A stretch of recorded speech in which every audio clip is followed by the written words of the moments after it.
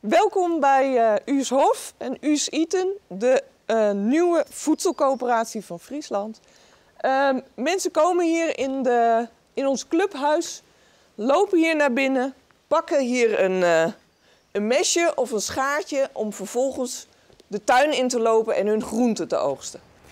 Op het stukje groen van Brechtje Harmelink kunnen abonnees zelfs haar groenten verbouwen en rispje. Maar Harmelink wil meer dan al in de groenten verkeerpje.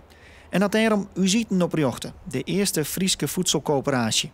Met die mensen zijn we een coöperatie begonnen om ook alle andere biologische producten liefst uit de buurt te kunnen verzamelen, zodat mensen dat op één plek kunnen afhalen.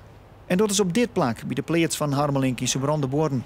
Elke sneuntemoorn moet je daar de leden en leveranciers uit de wierde om jou elkaar.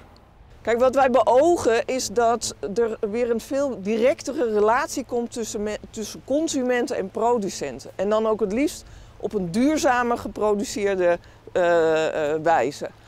Pietje Bokma is een van die bioleveranciers van de voedselcoöperatie. Op Sneun stiet ze mij haar vlees van Jersey Kai op de plaats van Harmelink. Ze had ze goed contact met de klant en daarom is ze wies met de voedselcoöperatie. De meesten die hebben eigen kritiek, omdat ze het net weten hoe het gaat. En daarom, wij moeten als boeren ons sjen letten. En we moeten dus hier bestellen, maar wij moeten ook onze producten weer sjen letten aan de meesten. Wij maken prachtige producten, we maken prachtig vlees, we maken hele goede melken. Ja, dat moet weer bij de burgers komen. En daardoor krijgt dat meesten elkaar weer vinden. Wij moeten elkaar weer vinden. En dat kiest maar zo'n coöperatie, kiest dat heel mooi binnen.